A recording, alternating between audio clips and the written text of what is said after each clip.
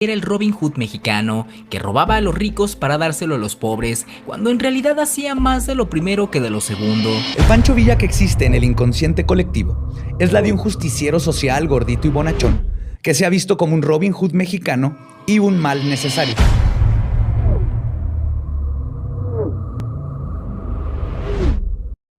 Es uno de los personajes más reconocidos en la historia de México, y no es para menos, ya que Pancho Villa se convirtió en un símbolo de patriotismo para todos los mexicanos, ya que tenía fama de ser una especie de Robin Hood, quitándole a los ricos para darle a los pobres. Pero existen varias evidencias que pueden hablar de lo contrario y muestran una cara que en los libros no se nos quiso mostrar. Yo soy Borsa y prepárate para ver el lado oscuro de nuestro mundo. Ponte cómodo, apaga la luz y enciende una vela, porque hoy veremos el lado oscuro de Pancho Villa.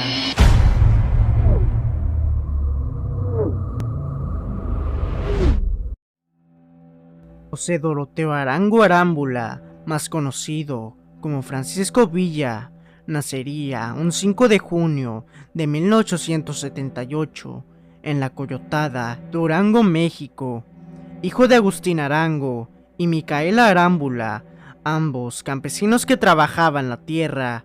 El padre del entonces José Doroteo desaparecería cuando él apenas era un niño, dejando a su esposa sola con 6 niños. La infancia de Doroteo fue muy dura. Era un niño problemático, al que no le gustaba la escuela y por lo tanto decidió dejar de asistir. Y fue así que no aprendería ni a leer ni a escribir, sino hasta su etapa adulta. Su mal comportamiento llegó a tal grado que su abuela lo tenía que amarrar de un esquite, a veces durante horas, o al menos así afirmaría su sobrino. Aquí podemos ver cómo estos castigos más tarde moldearon a lo que fue después como Francisco Villa. Ya en la adolescencia, el joven Doroteo decidiría irse de su casa con apenas 14 años y empezar a juntarse con amistades nada buenas para él, y que más adelante se convertirían en soldados fieles a él, quienes fueron Miguel Vaca Valles, el Mano Negra, Baudelio Uribe, el Mocha Orejas, y Tomás Urbina. Al marcharse de su casa, Doroteo entraría de lleno en una vida de crímenes, los cuales lo llevaron a conocer a quien sería como un padre para él. Estamos hablando de Francisco Villa. Así es, ya te podrás imaginar el por qué Doroteo se cambiaría el nombre posteriormente, pero no nos adelantemos, que aún falta un largo camino por recorrer. Francisco Villa Hernández era un líder de una banda de saqueadores, a donde llegaría un joven Doroteo Arango a unirse a las filas de Villa, un hombre que describen como lampiño, de 35 años, con manchas de viruela y complexión delgada, que después de la muerte de su esposa y sus hijos, se adentró en el crimen. Doroteo Arango vio en él a un mentor, y con el tiempo lo vio como un padre, al punto que cuando murió él asumió y adoptó su nombre como suyo, y fue así que comenzó la llamada Leyenda de Francisco Villa.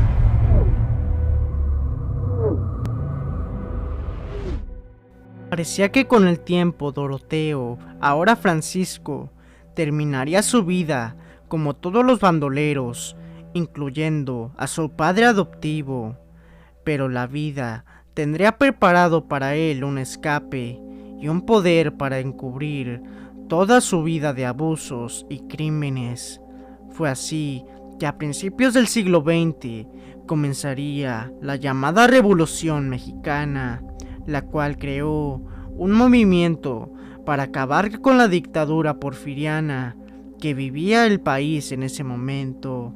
Francisco entonces decidió entrar en este movimiento, no tanto por los ideales, sino que él veía una manera de escapar y dar rienda suelta a sus más bajos instintos. Fue así que se unió a Francisco I. Madero, quien, si bien veía a Villa como un gran militar, también le desagradaba por su personalidad. Aquí es donde Villa cobraría una gran relevancia, no solo por sus hazañas en México, sino también por ser uno de los pocos que puede decir que ganó muchas batallas en territorio estadounidense, pero es en México donde ocurren las atrocidades cometidas por este histórico personaje. Ahora, déjame hacerte una pregunta. Imagínate que eres un muchacho normal, no te metes con nadie y de repente te enteras que alguien violó a tu madre, o que alguien secuestró a tu tía, o que alguien incluso quemó a tu abuela viva. Seguramente me vas a contestar que te enojarías y llorarías a más no poder. Bueno, ahora te pido que imagines que ves al que dio la orden, o peor, al que realizó tan infame acción. Años después, ya eres viejo, y ves que tu nieto viene con un libro. Tú lo ves, y ves que es un libro de historia, y ahí, en la portada, está la foto de aquella persona que violó a tu madre, que raptó a tu tía, o que quemó a tu abuela viva. Pues estas son algunas de las acciones que habría cometido el general Villa. Algo que me llamó muchísimo la atención es el libro Francisco Villa ante la historia, libro escrito por Celia Herrera Enríquez, el cual sería publicado en 1981, donde habla de este lado oscuro del héroe revolucionario. Y en 1984, Celia relataría varios testimonios de tantos crímenes que ella afirmó eran vividos por ella. En el show de Contrapunto, programa que en ese momento conducía Jacobo Zabludowski, aquella entrevista relata muchas y muchas historias de abusos, asesinatos cometidos o ordenados por Villa. El 7 de enero de 1917 ya iba el general Burguía con su gente en su persecución. Están en Conchos. Se hospedan en la casa de don Genaro Alvidres, rancheros muy amorosos con sus ranchos, con sus animales, muy bien, llevando todo su negocio de rancho, de agricultura. Se hospedan allí, era la mejor casa del pueblo. Y empiezan a servirles, a darles comida, alojamiento y todo, cuando de pronto llegan y cogen a don Genaro, padre de algunas, sobre todo de mi amiga María del Pilar, y ya traían a don Procopio y a don Rafael presos, hermanos de don Genaro. Los llevan hasta el Belduque, los hacen caminar. A don Procopio había sido poco antes operado, creo que del apéndice, y en la caminata tan larga se le vinieron los intestinos fuera. Llegaron al Belduque y allí los asesinaron a los tres. La misma Celia aseguró que Villa era alguien muy vengativo, ya que varias de sus víctimas les había ganado algo en el pasado, ya sea por apuestas o amores que algún hombre le había quitado. También afirmó que por toda la zona de Jiménez mandó a varios de sus hombres a cortar las orejas de varios campesinos de aquella zona, y que incluso en una ferretería se llegaban a poner aquellas orejas exhibidas en frascos como si fueran adornos. Todo esto con el fin de que más gente temiera a Villa, o por ende tuviera menos interés en unirse a él. Celia, en una parte de la entrevista, afirmó con espanto en sus ojos que la manera de actuar de Villa y sus hombres era casi animal, ya que dejaba ciertos grupos de hombres vestidos como campesinos para no generar sospechas, y cada 2 años no se escuchaba nada de él. Volvía a aparecer para causar terror en los pueblos, y ahí es donde sus hombres se daban un festín de crueldad y satisfacían sus más bajos y animales instintos. Todos aquellos que parecían campesinos, ahí vienen con él a las poblaciones más o menos importantes como Parral, a entregarse al saqueo más desenfrenado, a saciar cada uno sus venganzas, a fulano que porque le había ganado en una partida de gallos, a Perengano que porque le había ganado con la novia, a Sultano, bueno, arrastraban a cabeza de silla por todas las calles de Parral hasta llegar al panteón a individuos indefensos. Eso es mi recuerdo de mi infancia, señor.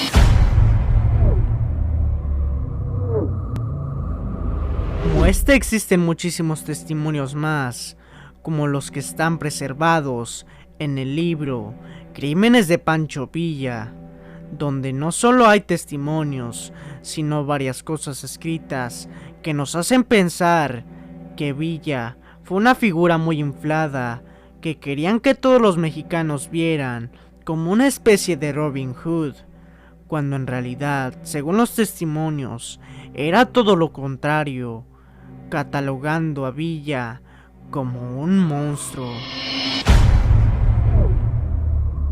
Una de ellas me pareció bastante interesante y nos hace preguntarnos si posiblemente Pancho Villa era un psicópata. Un día, entre 1920 y 1923, uno de los hijos del general estaba por nacer.